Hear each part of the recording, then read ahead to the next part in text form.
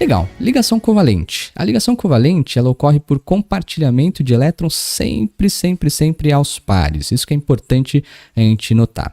Os elétrons, né, quando a gente vai formar aí os compostos que fazem ligação covalente, os elétrons eles são colocados ou na forma de um xizinho, uma cruz, ou então na forma de um ponto, certo? Essa é a representação dos nossos elétrons. Mas note uma coisa importante, até mesmo no manual da FUVEST, acho que ainda está lá, ele identifica que nós temos que colocar os elétrons pela representação ou de X, né, cruzinha, ou de aí pontinho, bolinha.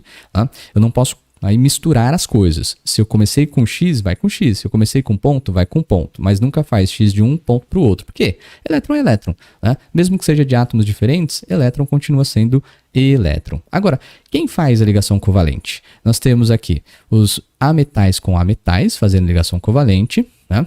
Também metal com hidrogênio faz ligação covalente e hidrogênio com hidrogênio também faz ligação do tipo covalente. Note que aqui nós temos uma representação, né? Esse traço entre os átomos justamente mostra a ligação do tipo covalente, né? O tipo de representação, e cada traço desse envolve um par de elétrons. Ó. Nós temos um elétron aqui e o outro elétron lá. Cada traço identifica um par de elétrons. Tá? Cada traço, um par eletrônico. Tudo bem?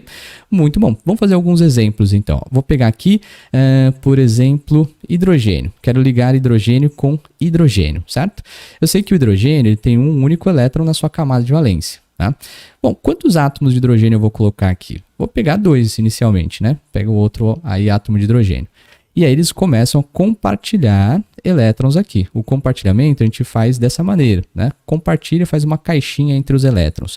Cada caixinha dessa representa, então, um compartilhamento. Um compartilhamento é um traço. Ô Igor, mas já parou aqui? Sim, lembra que o hidrogênio, ele se estabiliza segundo Hélio, com 2 elétrons na camada de valência. Aqui nós temos o hidrogênio à esquerda tinha 1, está compartilhando um segundo, então ficou com 2. Esse hidrogênio da direita tinha 1, está compartilhando o segundo, ficou com 2 também. Esses elétrons aqui passam a ser da molécula, né, do composto que vai ser formado. Esse elétron não é mais do hidrogênio da direita ou da esquerda. Eles ficam aqui formando uma nuvem entre os 2 átomos que estabilizam os dois com 2 elétrons, segundo o octeto. Né? Temos 2 átomos de hidrogênio, então aqui nós temos o H2. Cada uma dessas representações é chamada de fórmulas. Então eu tenho a primeira fórmula que mostra os elétrons, é chamada de fórmula eletrônica ou fórmula de Lewis. A segunda representação, que está aqui mais abaixo, né, é a fórmula estrutural. E a última representação é a fórmula molecular. Então essas 3 representações têm nomes, são chamadas de fórmulas. Fórmula eletrônica, como mostra o elétron, fórmula estrutural, como mostra o traço, que é a ligação, fórmula molecular, o símbolo do elemento e a quantidade. Vou pegar outro caso, ó. Quero ligar um oxigênio. Oxigênio é lá da família 6A, então ele tem 1, 2, 3, 4, 5, 6 elétrons na sua camada de valência. Eu vou pegar um outro átomo de oxigênio, só ligando átomos iguais, né? E a gente sabe que se ele tem 6, ele precisa compartilhar aí 2 vezes para ficar com 8, ó. Esse cara aqui da esquerda tinha 6, compartilha 1, está com 7, né? Ele tem, então, a possibilidade de fazer mais um outro compartilhamento. Ó. Vou compartilhar agora com outro. Então, note que é o seguinte, ele tinha 6, compartilhou 1, 2, está com 8. Mesma coisa aqui do átomo de oxigênio da direita, tinha 6, compartilha mais 2, está com 8, né? Vamos fazer a fórmula estrutural, ó. Oxigênio, são 2, cada traço é, neste caso, um par de elétrons, né? E aí eu tenho 2 traços, 2 pares eletrônicos. Ele faz uma dupla ligação entre os átomos. E aqui a fórmula molecular dele, O2. Né? Vou pegar mais, nitrogênio. Nitrogênio, como a gente viu anteriormente, é da família 5A. Então tem 5 elétrons na camada de valência. Se tem 5, quantos compartilhamentos ele precisa? Precisa de 1. Aí fica com 6, compartilha mais outro, fica com 7, compartilha uma terceira vez, fica com 8. Né? Fórmula estrutural, nitrogênio, cada traço é um par, então nós temos 3 compartilhamentos, uma ligação tripla, e aqui nós temos a fórmula molecular N2. Tranquilo?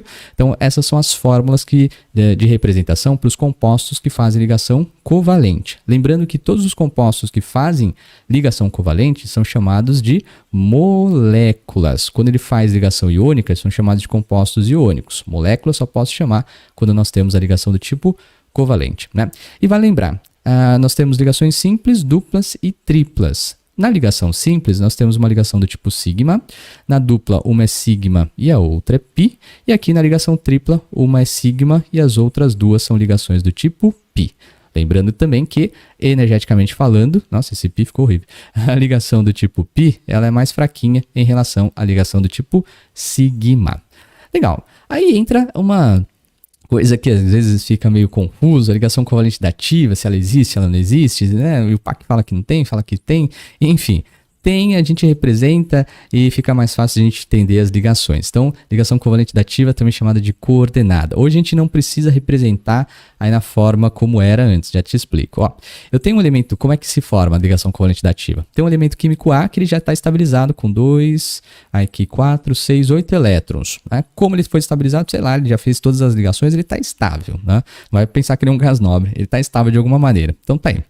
E aí, do lado dele, eu tenho um outro elemento químico X que está com 2, 4, 6 elétrons. Então, ele está precisando de 2 elétrons para estabilizar. Perceba um detalhe. Aqui, no elemento químico A, que já está estável, ele tem pares eletrônicos disponíveis. Né? E eu posso pegar um par eletrônico daqui e fazer o compartilhamento. Lembra que covalente dativa, independente se for dativa ou né, chamada de coordenada, é uma ligação covalente.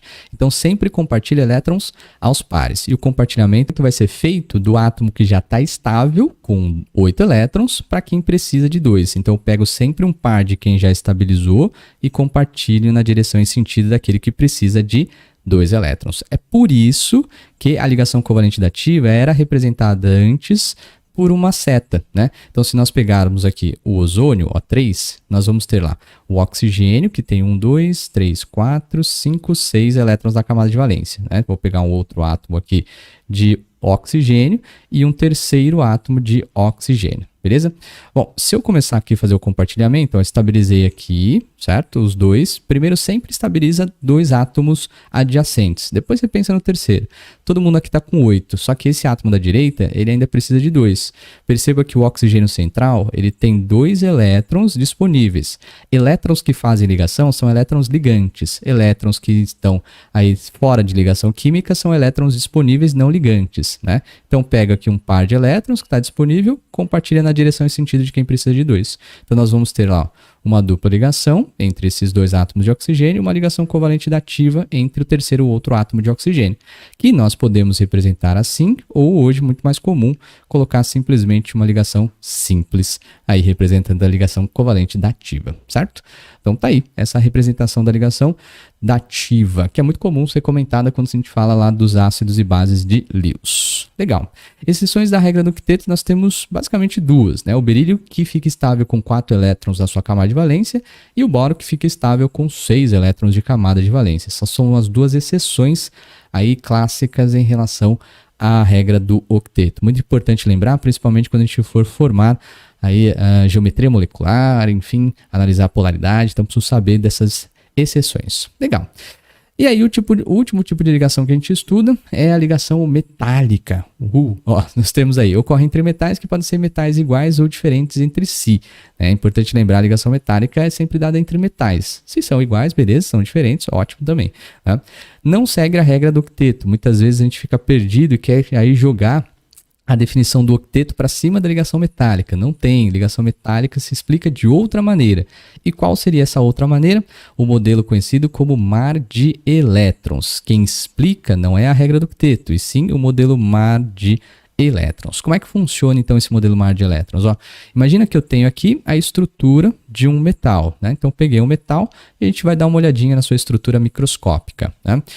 Todos os cátions ou todos os átomos desse metal encontram-se na forma de cátions, ou seja, eles perderam seus elétrons. É claro que esses elétrons não foram parar em outra espécie, eles continuam aqui.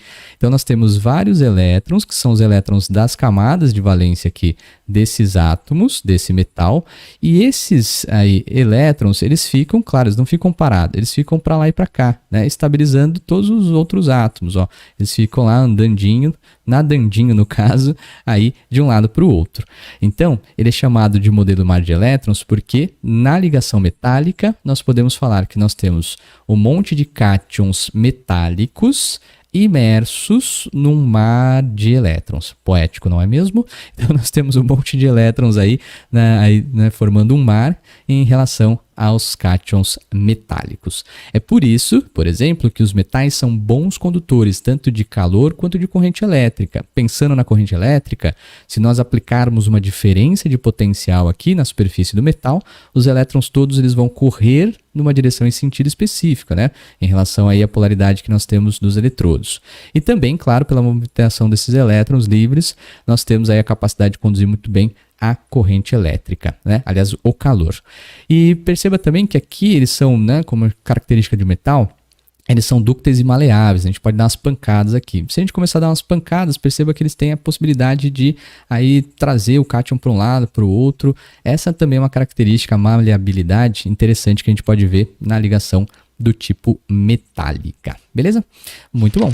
Bom, essa foi a revisão da ligação, de modo geral, das ligações químicas. A regra do octeto indica que os átomos eles podem aí perder, ganhar ou então compartilhar elétrons para chegar até a estabilidade química com 2 elétrons na sua única camada K ou, em geral, com 8 elétrons na camada de valência, tirando as exceções, claro, do berílio e do boro, que se estabilizam com 4 e com 6 elétrons, respectivamente. A ligação iônica é dada entre íons, que, em geral, é formado, claro, entre metais com ametais, mas lembre-se que você tem também compostos iônicos que não apresentam íons, aliás, que não apresentam metais, e sim apresentando apenas íons, tá? E, claro, as suas características: sólidos sob as condições ambientes, duros porém quebradiços, altas temperaturas de fusão, são os condutores de corrente elétrica em solução aquosa quando fundidos. A ligação covalente, por outro lado, ocorre pelo compartilhamento de pares, sempre aos pares, de elétrons entre ametais, ametal e hidrogênio, ou hidrogênio com hidrogênio. E a ligação metálica dada lá pelo modelo mar de elétrons. Você tem um monte de cátions metálicos aí imersos num mar de elétrons deslocalizados. Beleza? É isso aí. Te vejo numa próxima revisão. Até mais.